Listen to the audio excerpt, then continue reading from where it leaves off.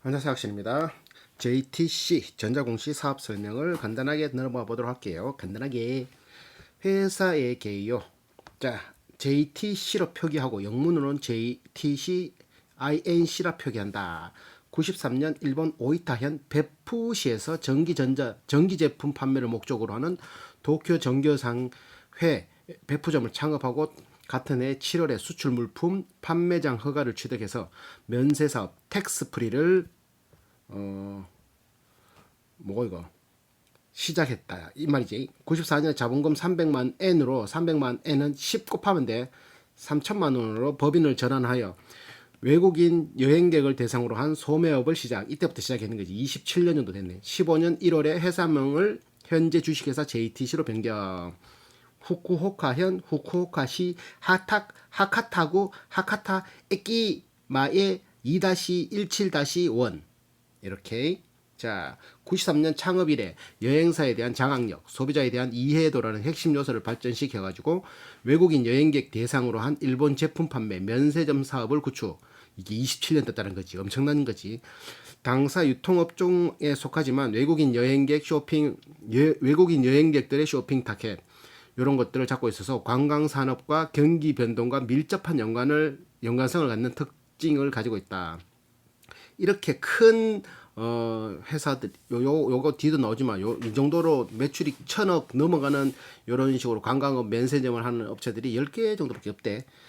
본 보고서에 당사를 제외하고 5개 계열사와 관계회사를 가지고 있다. 계열 관계회사. 종속회사는 없단 말이지. K박스, 시티플러스, KT 텍스프리, 탑시티 면세점, DFK 박스 이렇게 자산이 100만 원이니까 227억짜리 하나, K박스 150억짜리 하나, 31억짜리 하나, 12억짜리 하나, 9억짜리 하나 이렇게 화장품 도소매, 전자상거래, 화장품 도소매 이런 건 다 서울에 있는 거, 서울, 인천 뭐 이렇게 국내에 있는 것들이 관계회사고 본사는 일본이다. 일본에서 회사를 만들어서 코스닥에서 등록 상장시킨 회사. 일본에서 돈을 벌어서 상장은 한국에서 하는.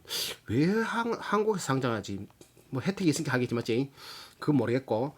자, 그래서 18년에 4월에 코스닥에 상장해서 18,000원까지 올라갔다가 지금 6,000원 동으로 3분의 1 가격이 됐다. 왜?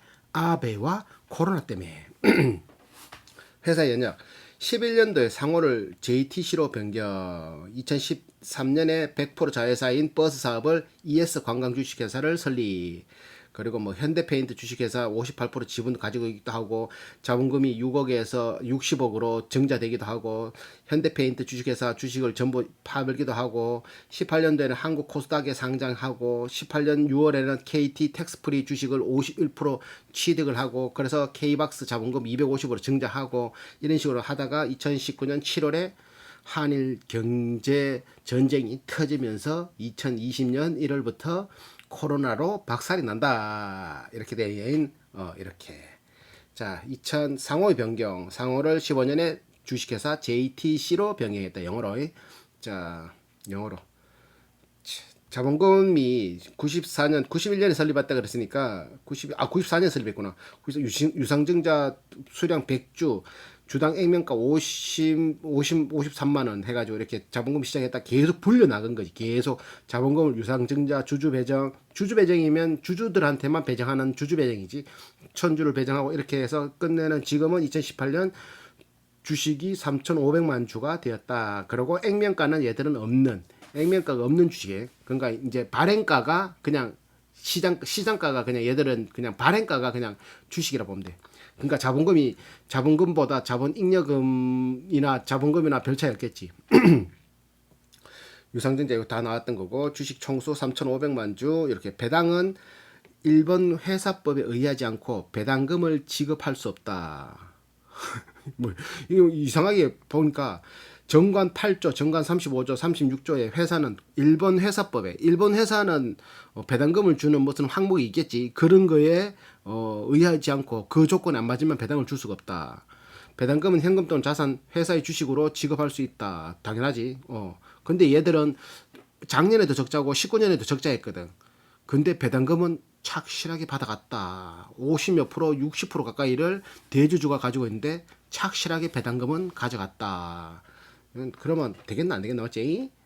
자, 배당금 0.5%, 주가의 0.7%, 0.5%, 30원, 60원을 가져갔다. 배당금 25기에도 가져갔고 26기도 가져갔고 27기 올해는 아직 뭐 그거 없으니까 안 가져가는 상태고 이렇게 단기 순이익이 19년도에 18년도에 그 25기에 79억 이거 잠깐 돈이가 79억 그러고 그 다음 해 19년도에 마이너스 160억 20년도에 마이너스 1110억 이게 19년도 20년 요 단기는 이만큼 안 될 것 같은데 이게 1년치인가 27억 여기 1년치 12월 20년 3월부터인가 20년 11월까지인가 21년 3월까지인가 그게 시작이 3월 달이고 그 다음 해 시작 마무리가 3월 달이라 가지고 얘들은 그렇게 사는 것 같아요. 뒤 보면 또 기간 나오거든. 이거 봐봐라. 27기는 3월 1일부터 21년 2월 28일까지 요때가 1년치라 1년치 이렇게 얘들은 1월 1일부터 12월 31일이 1년치가 아니고 그러니까 이제 코로나 한창일 때 마이너스 1000억이다 찍었단 말이지. 자, 근데 배당금은 꼬박꼬박 챙겨갔다. 자식들. 맞지? 자, 업계, 산업의 특성. 외국인 방일 외국인, 일본에 방문하는 외국인 여행객을 인바운드 대상, 그러니까 방문하는 거 인바운드, 아웃바운드는 나가는 건가? 면세 상품을 판매업을 주사업으로 영위를 하고 유통업의 경기 변동에 영향을 받지만 보다 근본적인 일본 인바운드 관광의 산업의 동향과 직접적인 관련이 있다. 불안한 정치, 정세, 지진, 태풍, 자연재해, 사스, 메르스 이런 코로나19 같은 전염병이 질병 발생 등 이런 예기치 못한 것들이 변수가 작용할 수는 있으나 웬만하면 관광업은 썩는 게 아니니까 이탈리아 같이 뭐 스페인 같이 포르투갈 같이 관광 상품이 있으면 계속 오잖아 해마다 맞지 제주도 같이 그래서 외부적인 영향을 잘 받지는 않는데 이런 식으로 특이한 발생하면은 크게 받는다. 코로나 때문에 박살났잖아요. 특히 코로나로 인해서 4월부터 긴급 사태 선언과 입국 규제, 점포 휘법, 악재로 작용했고 점포 매출은 급감하였다. 망할 직전이다. 한국과 일본의 면세점의 차이는 보통 사전 면세점이라고 듀티 프리 샵, 사후 면세점 텍스 프리, 텍스 그거 뭐 부가세 면세 부가세 맞나? 세금 프리 샵. 일본 같은 경우는 그 텍스 프리를 사후 면세를 많이 하는데 사고 나서 세금을 공항에 신고하든지 그 나갈 때 외국인 경우는 이렇게 돈 나눠주는 거 세금만큼 나눠주는 거 그걸 사후 면세라고 사전 면세는 일단 세금 띄고 판다 이거겠지 맞지? 근데 요거는 일본이 사후 면세점이 많은 게 얘들은 그 뭐고 관세율이 낮아서 면세점에서 누릴 수 있는 면세 혜택의 차이가 크지 않고 면세품을 수령할 수 있는 인도장이 제한적이고 면세품을 수령할 수 있는 로드샵과 병행 수입이 발달해서 면세점에서 누릴 수 있는 면세 혜택이 장점이 적고 상품을 구입하고 동시에 바로 계산대에서 저 사후 면세 외국인입니다 이러면 그 세금 띄고 바로 돌려주는 거야. 그러니까 편리함이 있어서 사후 면세점이 더 발달되어 있다. 우리는 거의 사전 면세라고 보면 되지. 자, 한일 관세율, 주류 담배 등의 한국은 3에서 40% 수준, 상품에 대해서도 일반적으로 8% 수준의 관세를 부과하고 면세 시장에 면세 시장이 활발화되는 게 2013년 이후부터 이제 외국인들이 방일 외국인들이 일본에 방문하는 외국인들이 한 13년도 그때부터 많이 폭발적으로 증가해가지고 14년에는 소비세를 한 5%에서 8%로 인상하면서 급격히 성장하게 됐다 이렇게. 소비세가 물건을 사면 소비세가 늘어나니까 면세는 이런 것도 감소해 주잖아 맞지? 그러니까 특히 듀티 프리 면세점과 달리 텍스 프리 사후 면세점은 기존에 사용하고 있는 점포가 그대로 면세점 등록이 가능하기 때문에 소비세의 증가가 실시된 14년 이후부터 텍스 프리 사업의 신청 점포는 급격한 증가세를 보이고 있다. 그래서 여행객이 2013년, 14년, 20년까지 여행객이 1000만, 1300만, 1900만, 2400, 2800, 3000만이 넘어버린 18년도에. 근데 19년도에 뭐다? 아베가 삽질을 빠방. 2000년도에 뭐다? 코로나가 빠방.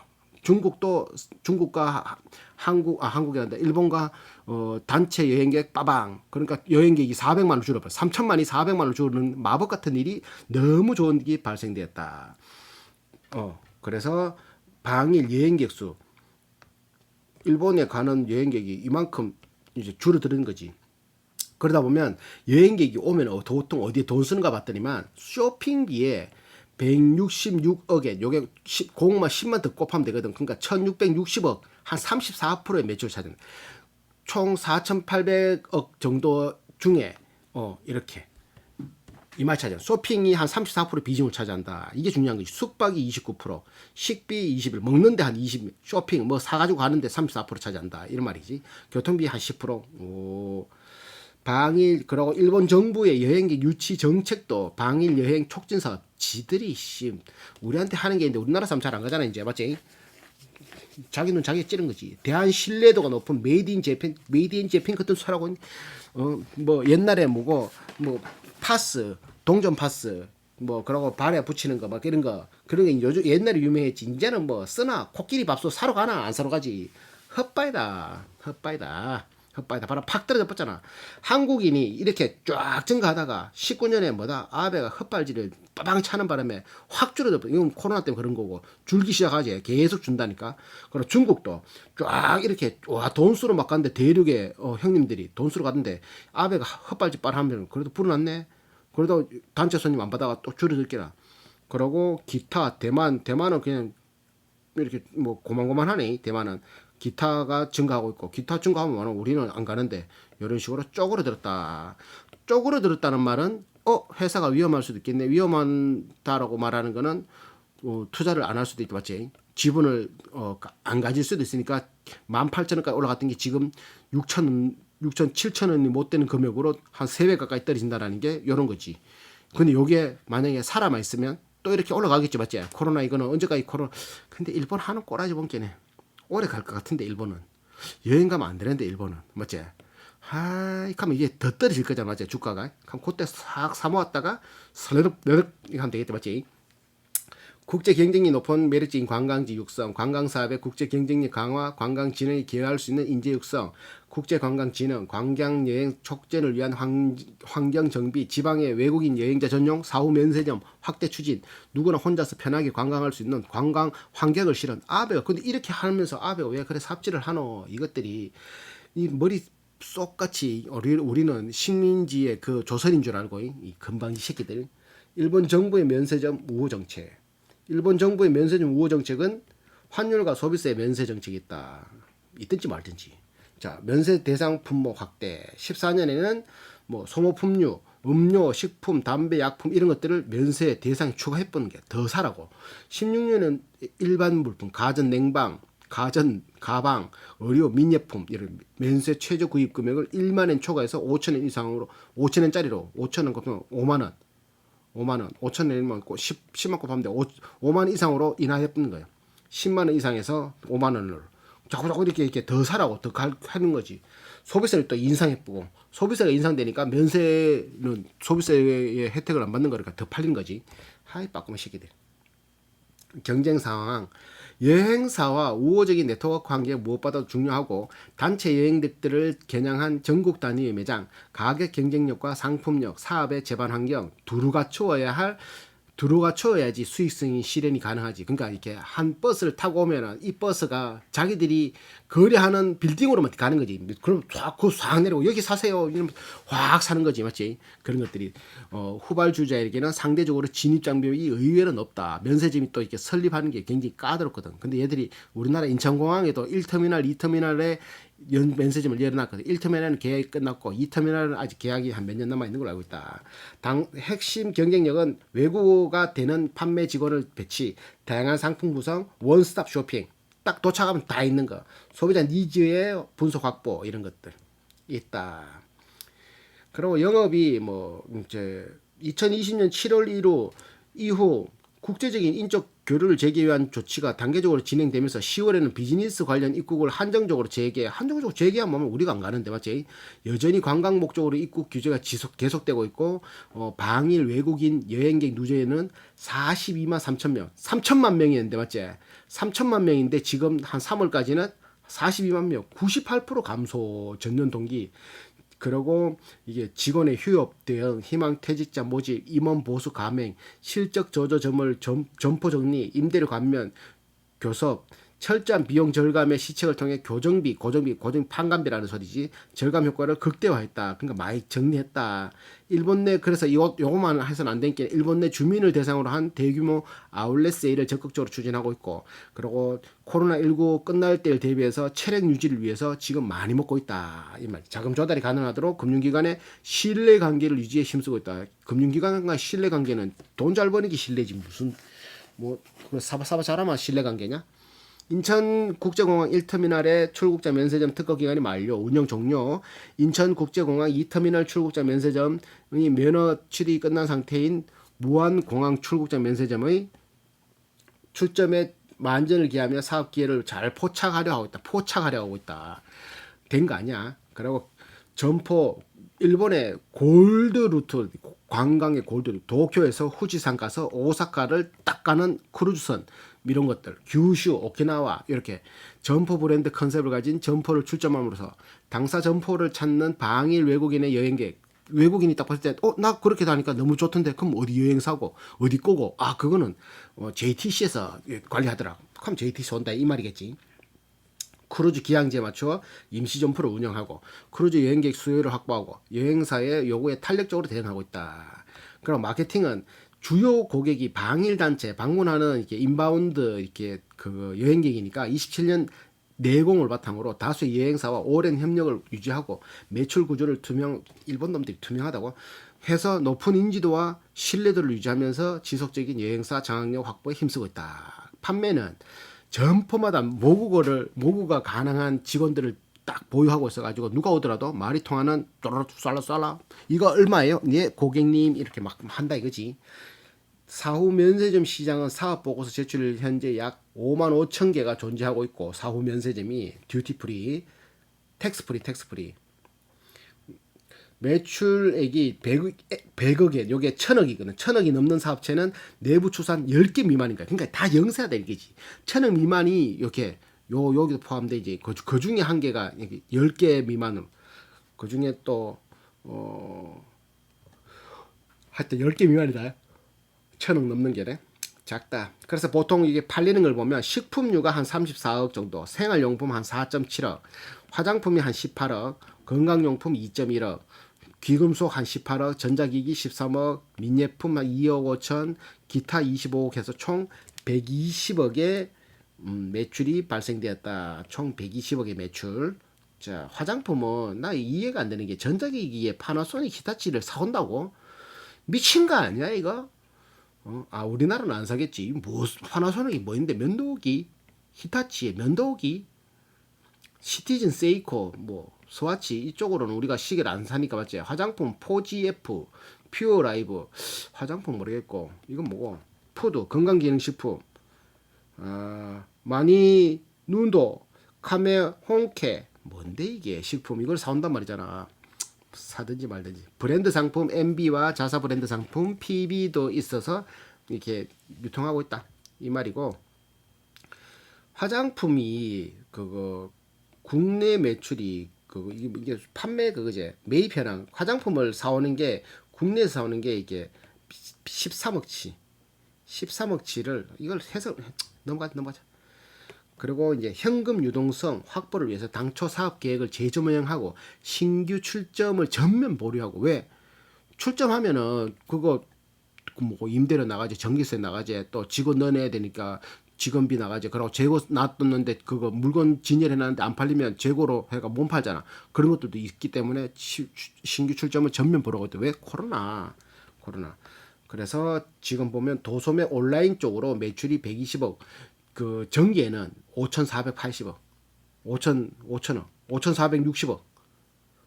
올해는 2023월부터 2021년 2월까지는 120억 올렸는데, 작년 코로나 전 그래도 한일전 터지고 한일전 19년 7월에 터졌으니까 보니까 5,400억 몇 배나, 50배 맞지? 40배 최소 한 50배 뭐 좀 못 되는 비용만큼 매출이 완전히 박살난 거예요. 박살.